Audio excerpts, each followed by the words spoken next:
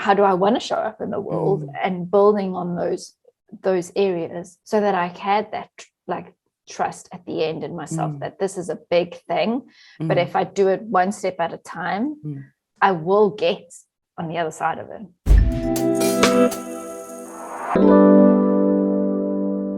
Hello, Melissa. Thank you for joining me on the How Change Changes You podcast. How are you today? Awesome. Thanks, Christina. It's lovely to be here with you today. I'm looking forward to it. Yes, no, exactly. Because I know we had a conversation in preparation for today's conversation. Before we obviously kick off and share your particular change story that you're going to be sharing with us all, I would love for you to share a little bit about yourself, where you're from, what you do, and all that kind of thing. Awesome. Thanks. So I'm originally from South Africa. I was born and bred there and moved to the Netherlands about 3 years, 2.5 to 3 years ago. And in the process also changed into my career. So I was doing branding and marketing in South Africa. And then when I moved over, I transitioned into coaching. It's something that I wanted to do for a while I was back in South Africa, and then transitioned into it. So now I'm in a new country with a new career. So there's been tons of changes in the last couple of years for me. And yeah, I'm super excited to chat through them today. I think the main one that I want to chat through is obviously my divorce and how that has influenced a lot of the decisions I've made that have landed me where I am today and what I'm doing today. So that's kind of like the moments in time that changed everything. Yeah, no, thank you for sharing that. It sounds like you're still living and breathing that change, and how funny, and we'll obviously get into it when you share a bit more detail about your change story. It's funny, isn't it, that often you can mark back when you reflect that, oh, it was that pivotal change. It was that, pivotal moment that kind of pushed you in a different direction, and it's ended up influencing what you're doing today. Yeah, exactly. Like, I think it's changed who I am, like in so many ways, and it's changed the course of my life, right? Like, I can't imagine what life would be like without having gone through that specific time in my life. Yeah, no, I love that. Okay, well, let's dive in, because I'm sure people listening are intrigued to hear more. So when you go back to that pivotal moment, can you just talk around to help people understand what you were feeling around that time, and how it became like quite a pivotal change for you? Yeah, sure. So I was married for about 5 years or so, and I think it was for a good year that I was started questioning, like, who am I? What am I doing, right, in this relationship? Because there was a lot of feeling emotionally drained by being in a relationship, and being in a conscious, healthy relationship. It shouldn't feel like that, right? You shouldn't have these feelings about yourself. So I constantly felt like drained, emotionally numb, distracted from what was going on in the, like, just sort of in my own little bubble that didn't feel good. Like, it just felt like mushy. So, and there was a good year where I was in that phase, right, before I actually made the choice, like, I can't do this anymore. And throughout that year, I was also doing a lot of soul searching and a lot of questioning of, like, who I am, what do I really want? And I had this knowing, like, that this relationship is not working for me, and this relationship is not allowing me to be who I really want to be, who I see myself being. So there was a lot of like soul searching and questioning, and then came to a point where I had to make a choice and make a decision, and the choice was to leave. And then obviously after that, there was a lot of changes going on for at least a year before I was finally free, if I could put it that way, right? And so it's been a long journey. It's been a long journey to get to where I am today. Yeah, thank you for sharing that. So it sounds like that, we talked about this before, isn't it, that you it's that signal that something isn't right. And isn't it funny that we feel it from what you've shared emotionally, that was that a main trigger for you? Was there any other that you like think back and think that there was other triggering points for you that kind of marked out that something needed to change or something wasn't right? I think emotionally it was the main thing, but you know, like your emotions affect you physically too, right? So like I constantly felt anxious. Like there were times when like I would just be going through the day and then all of a sudden like I would hold my breath and feel like my heart beating fast. So like there were ways that it was manifesting physically for me. And then also mentally, like not being able to focus on the things that I might be doing because I'm constantly thinking about what I'm going through, that I'm not showing up mentally focused in a lot of the stuff I was doing. But emotionally, I think would be the biggest one, because it just felt like a hole in my soul, you know, and like it felt like this is not me. I'm being somebody I don't want to be. I felt unloved. I felt alone, and wasn't getting what I needed from the relationship. And so that's that emptiness that you feel. I just, when you said hole in my soul, it's like there needs to be a hashtag of hole in my soul, because I just think that speaks so strongly to that feeling. And the other thing, because obviously we talked about this because your story mirrors some of my story too. Isn't it funny how society says to you that happiness is to be in relationship? Yet actually some of my memories, and it sounds like it was for you, I can remember feeling the most alone when I was in a relationship. Yeah, completely resonate with that, right? And it makes me think like you want to know who you are and what sets your soul on fire and what makes you happy before you get into a relationship. And I think if I look back now, I didn't ask myself those questions before getting married, you know, and the society today says you will be happy when you're with somebody, and that's completely not true. No, it is. It's exactly what you say, isn't it? It's taking the time to learn about yourself at a deeper level. I think looking back, and certainly what we've discussed before, we end up looking outside of ourselves for that validation. And it sounds like your journey has got you clearer on, oh, I needed to look within me to kind of, because you said you were soul searching for that year, knowing that something wasn't right. How did you, at the time, you know, you said about feeling anxious, so you had the physical manifestation. What were some of the things you were saying to yourself? Like what was that experience for you, feeling alone and confused?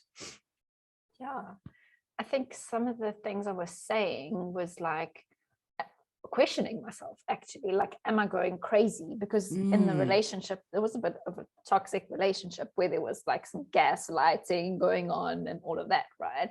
And so I would question myself and I would be like, well, am I going crazy? What's actually happening here? What's the reality? How do I really feel? Like, or are these feelings being projected on me? And questioning, like, also, like, is this really what I want? Like, and who am I without this in my life? And yeah, it was more so than telling myself I'm stupid or telling myself I'm not worthy. It was more like this constant questioning of my entire reality.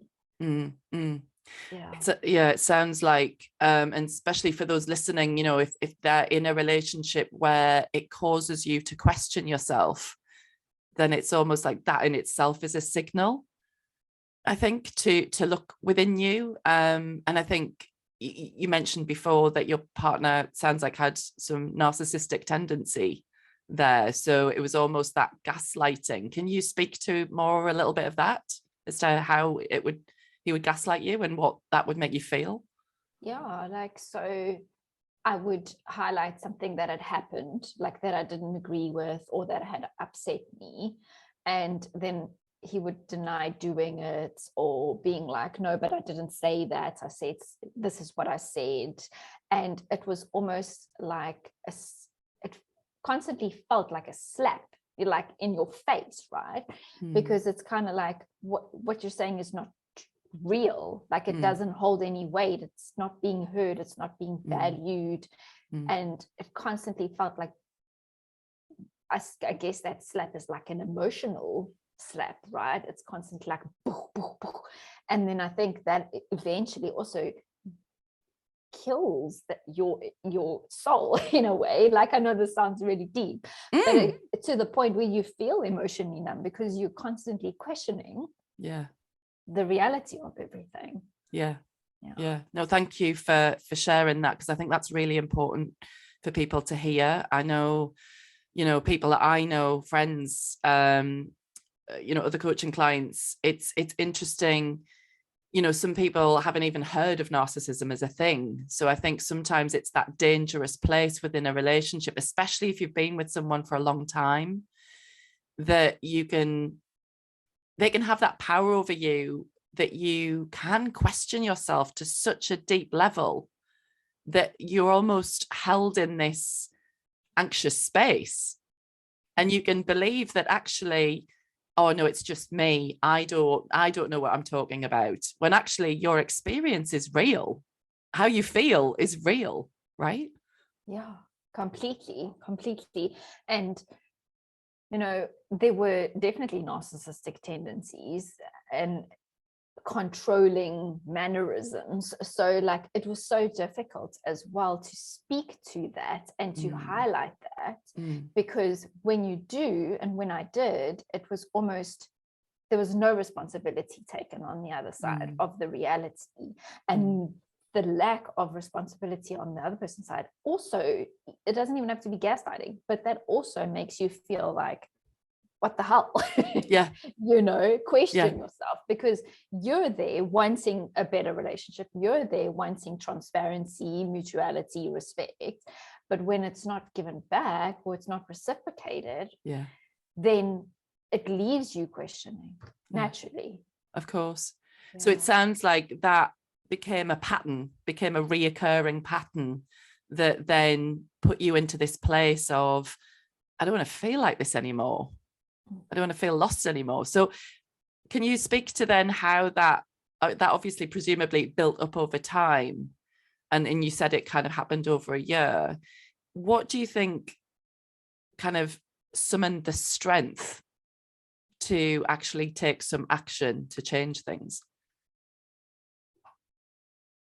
It did happen, like it would happen. It did happen over a year, right? Where I think the more I was disregarded, or my feelings weren't reciprocated or acknowledged, it built up so much more anger in me, right? Like that I would start putting my boundaries down and then react with so much anger. And I think that anger got so much for me eventually that I was like, this is not me, but I need to do something with this intense anger, that it caused me to be like, I can't do this anymore. I need to move out of it. So I think it was that, like, pushing me against this, not me. It's almost that responding to that emotional signal that something's not right, and then going through the self-doubt, but then it almost manifesting in this pressure cooker of emotion that was building to the point where you knew, because I know you were saying before, it was almost this inner knowing. So it was shifting from your head talking to you, right, which is the place of survival and trying to talk you out of it and keep you safe, keep you in relationship. And it sounded like it was your soul speaking to you of like, enough. Yeah, exactly. Like it like a pressure cooker. That's a great analogy, right? Because it felt like that. It felt like eventually this lid's gonna pop off, right?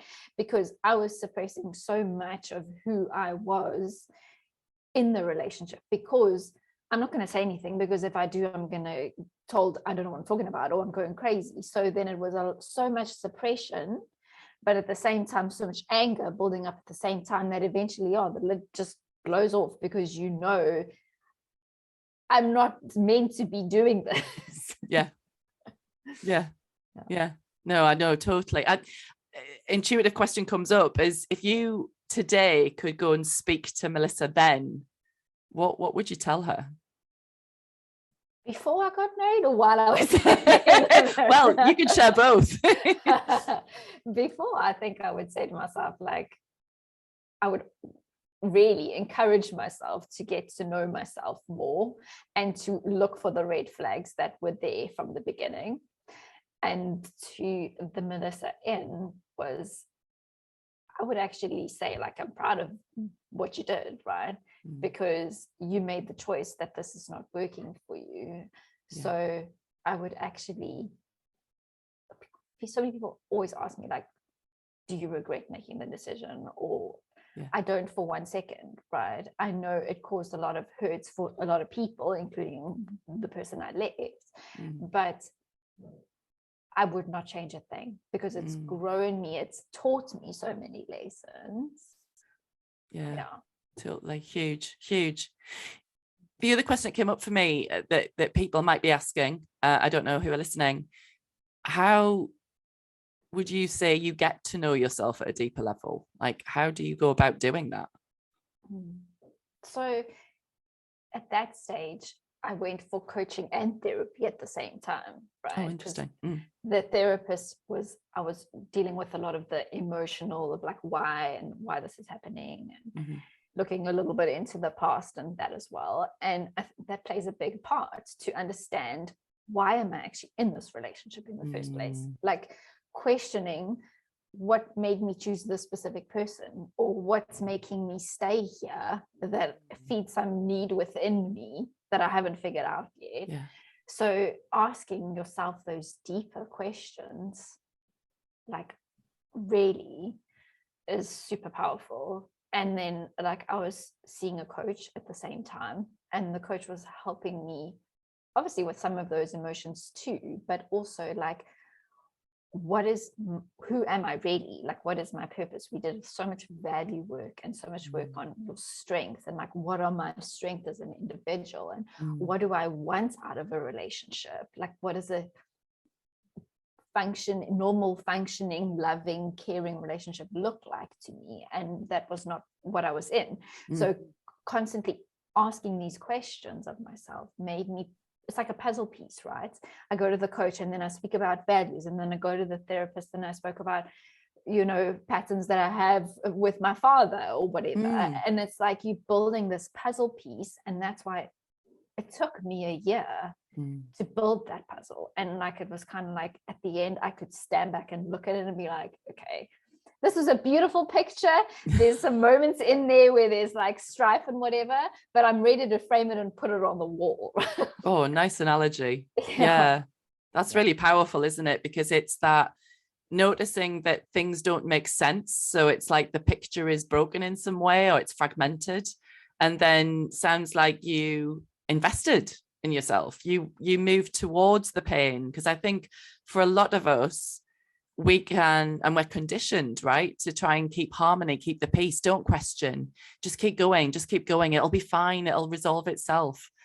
Whereas I think the difference is you responded to your pain signal, and you actually went towards it, and you really did the work to seek it. And certainly it's interesting, isn't it, to invest in both therapy, like you say, which is very much looking at patterns, where they came from, but also the coaching piece, which was to help you objectively view yourself from a different perspective entirely. Yeah. Totally. Yeah. Something came up for me while you were saying that, and went in and went out. And then I was like, I wanted to talk about that quickly. But yeah, it's like, it's a journey. It is a journey. And, like, I think, like you said, so many people want to mask the pain, or they want to avoid the pain, because if I don't have to look at it, I don't have to feel it. And this is what I've learned. It's like you getting to the point where you feel fulfillment, where you feel freedom, where you feel happy. I believe doesn't come easy. You work for it. You work to feel those feelings, and the more you suppress, the less you're going to feel those feelings of freedom and happiness and enjoyment. And I think when I look back, I've had so many changes, but when I was younger, my mother was ill, like for a lot of my childhood. And I really believe that built resilience in me to move through difficult situations. And that is so required in a situation like this, that courage and resilience to go through it, to tread those muddy waters. Yeah. No, I love the analogy you've given, and I hope it speaks to people listening, because I think it's that experience, isn't it? And then the reflection upon that experience comes the realization that, to your point, to experience the highs of life, the joys, the excitement, the juice of life, you almost as well need to experience and honor the dark side of life. Because I think in today's culture, and I think we're moving away from it now, but I think we did go through a period of time with like toxic positivity, where it's like not allowing yourself to feel the darker stuff. And it sounds like, to me, part of your journey has been to accept the dark and the light. Yeah, because without the dark, you don't know what the light is, right? You can't see it. Yeah, it's that power of contrast, right? Yeah, and it so is like, I feel that, like, when you say that, I feel like I don't know who I would be without the dark. Like, I don't know. And I would probably be suppressing a lot, but I wouldn't feel the enjoyment as fully probably as I do in life now. You're summoning up one of my favorite quotes in me, and I think we talked about it last time, but it's the treasure you seek is in the cave you fear to enter. That hero's journey piece, isn't it? It's true. We're terrified of going to the place that hurts, or the unknown that we don't really know, and so we keep pushing it away. But I think, to your point, life will invite you to explore that darker place. And if you keep resisting it, then the pain you're feeling will persist. It will carry on until you get to the point where you're ready to do the exploration work, to actually look into that darkness. And actually, there's a hell of a lot of really powerful information in there, isn't there? Yeah, for sure. Like, as you said, it makes me think as well, like, it will push you to the point when you're ready to explore it, for sure.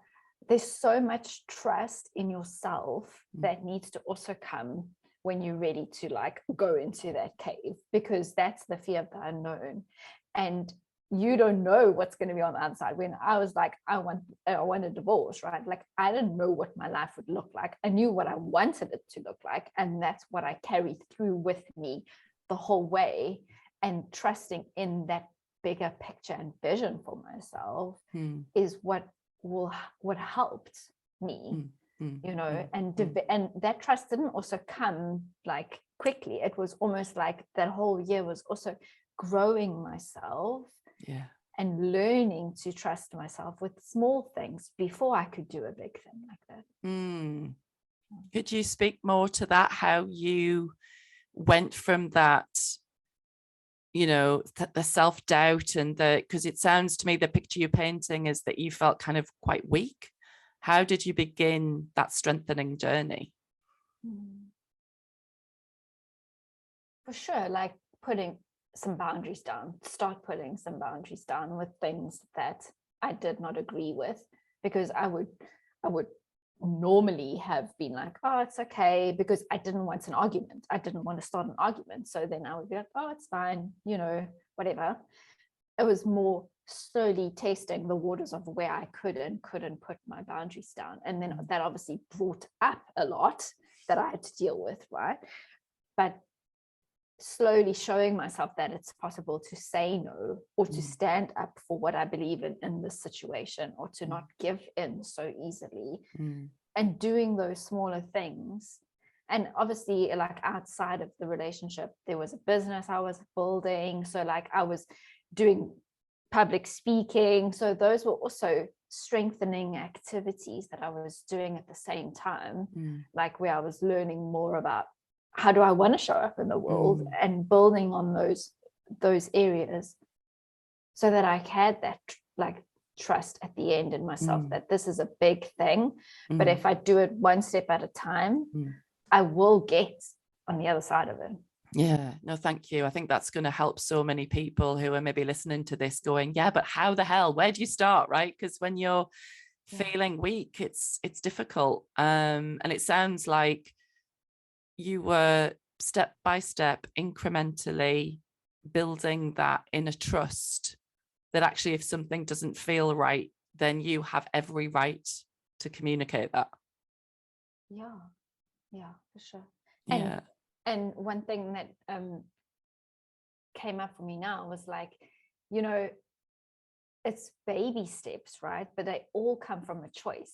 Like it's first just making that choice. Like that is the hardest part to do, is to say, this is what I'm doing, right? And the steps are baby steps leading up to it, and the steps on the other side are baby steps leading you to where you want to go. Okay, maybe there might be some big leaps in there, but like the majority of it are small actions you take every day. The hardest thing is the decision. And I think the courage to make a decision that will change your life. Yeah, it's that trust, isn't it? It's that, again, it's getting to that point. And I think that's where I think for a lot of people it's you're pushed and pushed and pushed till you do say enough. And often that is where people then, get so frustrated or so low or whatever that is to actually make that change. Because I think, to your point, I speak to certainly a lot of females, but equally, I guess, a lot of men, but that want to keep the peace, right? You said yourself, the moment you begin to lay boundaries that are something new, because we essentially teach people how to treat us. So if we're always keeping the peace and kind of going, oh yeah, whatever, it's tolerating, isn't it? It's rationalizing their behavior away because God forbid they be angry and disagree with us. And then you've got all of that to deal with. But it sounds really interesting that you said, it's almost finding and believing in yourself, but finding the power within. And almost it starts with that little spark, but then really protecting and developing that flame of self-belief to kind of grow it. That's what it sounds like you were doing. Yeah, for sure. Like I did a lot of pep talking to myself, right? Like a lot of like every day, like this is not like I'm made for more than this, and I am amazing. And like these little affirmations, reading of quotes. I did so much journaling as well.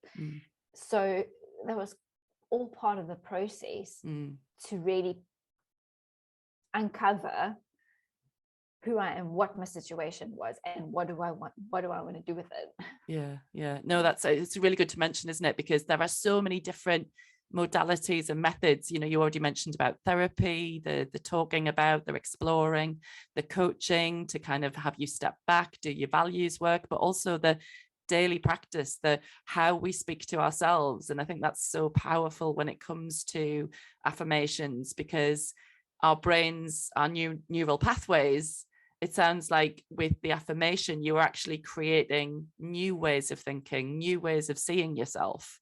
How did that begin to influence how you saw yourself, do you think? Yeah, I think combined with therapy and going to coaching, like it all had the effect of like helping strengthen my ego, like my healthy ego, right? But helping strengthen that enough to be able to stand against the things I didn't believe in, the things I didn't want. Yeah. When you said healthy ego, can you, for the people listening, because they might not understand kind of that term, how would you differentiate healthy ego to unhealthy ego?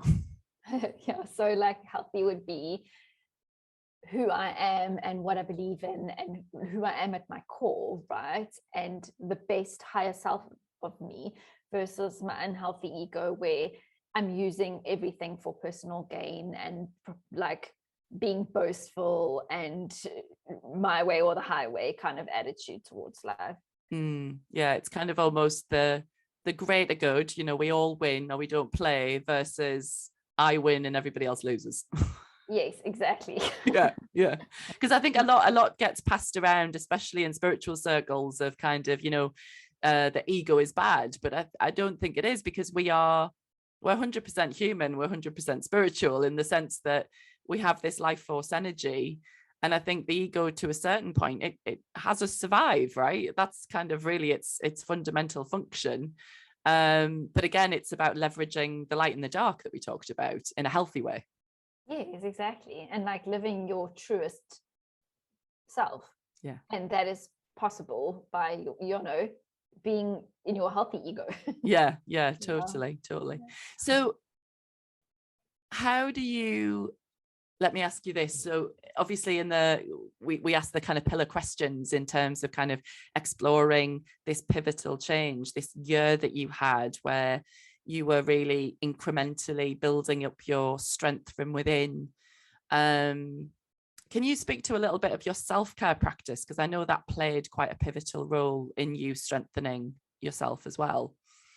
Yeah, thanks for that. One thing I quickly, before I talk about that, came up for me as you said that, was like, I just quickly want to highlight it, was like, even though in that year I was going through all these changes, I was also, maybe sounds terrible to say it, right? But I was emotionally detaching from my marriage to the point where I was slowly stepping back emotionally, to the point where also then I could make that choice because I was no longer in it emotionally, because I was growing out of it so that I could strengthen myself to make the change. Oh, thank you for sharing that. I think that's really visceral for a lot of people, because it's with your inner exploration, you were allowing yourself to create space between you and your relationship, so you could actually be a lot more objective. That's what it sounds like. Yeah. And then I could separate myself from the catabolic, like crazy conflict energy of it, so that I could see clearly, actually. I think it's a really important point you raise, because I think especially when we're in relationship for a long time, we can start to overly identify and believe things about ourselves that actually they're just behavioral patterns. They can be changed, but we don't perhaps believe that at a certain point. So I think to your point, I think it's a really good, thank goodness, that you shared that. I think for people to really hear that maybe if they're believing right now that their partner is right and they're wrong, you're questioning it for a reason, and go with curiosity into that to actually maybe start to unearth, is that true? Let's look at that. Yeah, exactly. Okay, cool. So the self-care, I was fortunate because I'm a water baby and I love the ocean. So at the time I was fortunate to live close to the beach, and I would just drive there, and I would even just sit in my car and like watch the waves and just let that, like, meditative movement of the waves, like just sit in it. And I would walk up and down. I would do a lot of that. The journal I mentioned, like I would take baths, like just to relax myself. Like it was lots of little things that I did that helped me to come back to me. The things I enjoy and the things that matter to me and the things that I found peace in. And going to the beach was one of those things. And it was a lot of those things, because those things also helped strengthen me. I love that so much. Thank you for sharing that, because I think that's very, I too am a water baby. So that resonates hugely with me. And I think, what conjures up as you share that is, again, it's back to this very nurturing energy where you kind of almost like you would a baby, right? It's kind of your inner child, the part of you that maybe is feeling disconnected or doubtful. It's actually incrementally giving yourself what you need to feel nourished. That's the feeling I get from what you share. Yeah, completely, like soul nourishing. And I think Yeah. like that hole in my soul slowly like got like full again, right? Because it was the things that it doesn't even have to be like I just sat and watched the waves, right? It doesn't have to be thinking something or doing something. It's Yeah. just being in the moment with Yeah. yourself and Yeah. whatever it is around you in your environment Yeah. that is helping to give you that like nourishing energy. Yeah. No, I love that you shared that. I think because for many people, I mean, we talk about mindset a lot, which is a lot of the cognition side of it. And yes, that's part of it. But the other huge part of it is your emotions, your energy in motion. And I think to give yourself kindness and compassion. And I love the visual that gets shown up, you know, as you shared, it's that hole in your soul. You get to fill that yourself. So you're not looking for anybody else to fill it. You're filling it. Yeah, exactly. And there's And power part in of that. it is knowing and understanding what it is, because if you do that in the process, like you will know when you're feeling low in future, like you might have a great life, but there will be moments when your soul feels a little bit depleted. So you know then what it is that really fills you up again, fills your cup. So No, I love that. And giving yourself permission to do that for yourself, because I think a lot of us, especially, you know, if we're maybe super passionate, we just spoke earlier about building our businesses, right? And you can so quickly get into that, oh, later. And then to your point, your soul kind of goes, no, excuse me, you cannot pour from an empty cup. So can we have some more nourishing, please? Exactly. I love that. So with that, Melissa, as you kind of look back upon the beautiful story that you've shared in your journey, what have been some of the like pivotal things that you learned about yourself and that you kind of learned about life from this pivotal change that you experienced?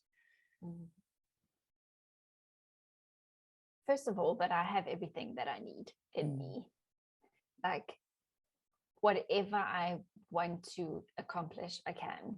If I can do something as tough as it is to walk out of a marriage, like that's a difficult decision, especially when you still love the person, like you still have, you know that this is not right, and still making that choice and hurting somebody in the process, and building it, knowing what is my life going to look like when I don't even know if I can afford it. So like knowing that I have everything I need and I can make it happen, that belief and trust in myself, one for sure. And the courage, like I think what I've learned is that like nothing great comes out of, you know, not taking action, fearless action on things. When it comes to relationships, for sure, like I learned a lot about what conscious relationships look like, and healthy functioning relationships with two individuals that are conscious themselves and want to create self-awareness for themselves before they even come together as a couple, like they're both doing their individual work. For sure. I love that so much, because it again, it points back to your point about contrast, that sometimes we need to feel the pain, feel where we're out of alignment to realize that, you know, it's almost this trial and error, I think, which life is. Where, you know, we're trying things on for size and finding that maybe they fit for a while, but then they became uncomfortable. The other thing that I wanted that threw up when you were saying about still loving a person, I think society and cultures almost see the end of a relationship as some kind of failure. And I think we need to reprogram that, to your point, as to having two people that are both individually happy, that bring happiness out in each other. I think ultimately, if you're not happy in yourself in the relationship, then the chances are the other person isn't either. So it's kind of a lose-lose, when actually, if we can create a win-win, then sometimes we can still love a person and not be with them. Oh, completely. And in doing that, you can also allow that person, without holding on, right, to something that is not meant to be, you allow that person the freedom to take their journey and to grow in the ways that they might not have by being with you. And I think like that is one thing that I try to remember for myself. It's like I left a marriage, but it also offered two people the opportunity to become more whole if they choose to take it, right? But it offered that opportunity rather than being in a constant cycle of unhealthiness. I love what you just said. And I know at the top of this, we were talking about rejection can often be redirection. So it speaks to almost the end of something, however painful. And obviously it's, you know, endings are painful often, but actually on the other side of that ending is a brand new beginning. And that's where we grow, isn't it? It's like, that's what we're built to evolve, not revolve, but evolve to move forward, to grow, to get, you know, to learn new things, because that's kind of what life's about, right? Yeah, for sure. And like one point I want to make on that is like we have to be willing to let the old go. And be at peace with it, because if we hold on to it, we can't fully experience what we are busy creating as our new beginning. And having the peace and the acceptance of letting something go is powerful as well. Which, to your point as well, it's a journey to do that. It's not, unfortunately, you know, a life hack where it's like, oh, just do these things and there we go. It's a practice, isn't it? It's a daily practice of how you look after yourself and cultivate that from the inside out. Totally.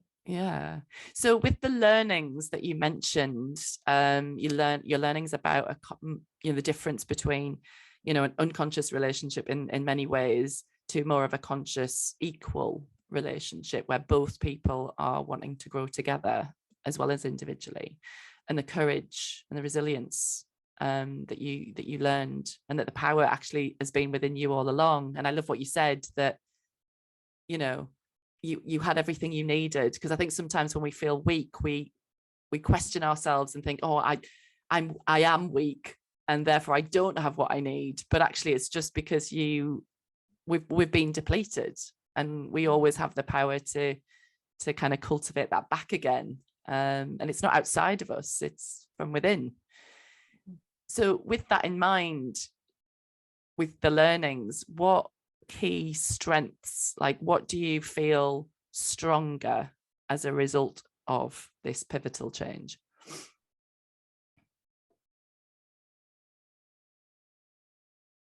I think I just feel stronger in me. Like I feel stronger in what I can accomplish, what I can do. I feel stronger in my self-awareness of myself, and that has helped me to become a good coach, like a person that can help other people, right? And so I feel stronger in so many ways. Those are like, I guess, just the top ones that come to mind at the moment. Well, it makes sense, right? Because it's that experience that you can draw on again and again. Because you mentioned before, if you can make a hard choice and go through a year of discomfort, that actually that's almost evidence. You're proving to yourself that anything else challenging come up, you have what you need within you to move through it. So it's almost, what I'm hearing is that you've kind of almost exercised this muscle, this self-belief muscle, but also the self-trust muscle, that you can evolve further and you can continue to do so. Yeah, exactly. Because I mean, and we both went to IPEC, there's that foundation principle, right? We either growing or we dying. And like that is like when we learned about that, I felt it in me to the depths, because that is my value for life, right? Like it's constantly growing and evolving and learning more and being more of who you were meant to be. And I was chatting to somebody else the other day, and she said it, and I was like, I just resonated so much with it. And I was like, our purpose is our life. Like we are meant to live out our purpose, and we evolve into our purpose. Yeah. And this whole change and experience has obviously grown me to live more of what I'm truly meant to be doing. It sounds to me from the way you describe it, Melissa, is that you are finding and exploring within yourself your kind of inner authenticity. I'm curious, what does authenticity mean to you? Showing up consistently 100% me without being swayed by other people's feelings, thoughts about me, what they want me to be, what they want me to do, and having the courage to say, no, that's not me. Yeah, that's huge, isn't it? Because I think naturally, you mentioned before, and I think, especially for women, but I'm not going to rule it out. I'm not going to be sexist here, but we're generally very empathetic. And I think especially people who obviously then train in coaching, it kind of is a characteristic for us. But in being empathetic, we can sometimes prioritize other people's feelings over our own. So it's almost recentering that. That's what I'm hearing through your description of authenticity, that if somebody is upset by your action, it sounds like it's relearning that that's okay, because ultimately it's your intention behind why you're doing something. And it sounds like with your authenticity piece, it's, am I being true to myself, or am I trying to please another and thereby being inauthentic to myself? Yeah, 100%. And other people's reactions, what I've learned is other people's reactions is about them, not about me. And that is, when I look back now, it like going through the whole conflict stage where I was starting to put my boundaries down and it being met with conflict. Looking back now, I can be like, okay, yes, that was not about me. And knowing that now has strengthened the way that I show up, because I can be me and I can be authentic. And if somebody doesn't agree with it, or doesn't like me or what I have to say or what I'm doing, I can be okay with it, because I would rather, that happen than feel, excuse my language, but I feel shit about myself. Because this is not who I am. Well, it just breeds resentment, doesn't it? I think if you're not being consistently true to yourself and trying to please other people, in actual fact, you are abandoning yourself on some level, and you're not being true to yourself. Therefore, I think a lot of people, we see it, don't we, that resentment can build over time, and that's where the pressure cooker comes up. So your soul is signaling to you to set some boundaries, to be more true to yourself, and that's okay. Yeah, for sure. Yeah. And it was amazing also, like, that I was in a situation with somebody that was super difficult to set boundaries with, because that even helped me even to set them even more and more strongly. So there you go. It's back to that contrast of actually he helped you strengthen your ability to set boundaries. I mean, that's a gift. Yeah, for sure. And like, I mean, when you can also look at those lessons and be like, yes, I learned some things about me in the process too. And there's more than just the boundary setting, but like when you can look back and you say, yes, the change happened because I didn't want it, but there's some stuff that I could have taken away and learned about myself. It's what did I learn from this? That life's not happening to you, life is happening for you, through you. So it's a whole way of perspecting, kind of, the way that things are unfolding. And I think that's such a powerful thing to share, that it's a way of perceiving life, as opposed to not from, a victim standpoint of you made me angry, or why is this happening to me, or life's so unfair. It's like, what am I going to learn from this? How am I going to grow from this? It's such a powerful thing, right? Yeah. Exactly. So to draw things to a close, Melissa, when you're thinking about the learnings, what it's strengthened in you, how does this fundamentally inspire and inform you of how you show up today and in the future, in the way that you are in relationship, the way you are in your business, socially? Like, how has it influenced who Melissa is today? Yeah, well, I'm certainly more authentic. Like, I will speak my mind, which before I didn't do as easily. And that's definitely for sure one of the main things, how I'm different. I like it's sometimes it's funny because sometimes it's like I look back and then I'm like, but I feel I can't remember how it feels because I'm so enjoying like being alive now and how my life is now, that it's like, okay. Looking back is kind of like it's you learn something from it, but it's also feels a bit foreign sometimes too. It's funny, isn't it? It's almost you look back at your past self and kind of see how far you've come. That's the power of reflection, I guess. But to still know that had you not had all of those experiences, you wouldn't be who you are today. You wouldn't be where you are today. So it's almost this alchemy, I guess, of accepting everyone who you've ever been. Yes. It's all helped you get to where you are today. And then who knows where you're going to go from here, right? Yeah, for sure. I'm excited about the future. Yeah. No, it's so inspirational, I think, to have this reflection. And thank you again, Melissa, for sharing so personally your journey and kind of where you got to.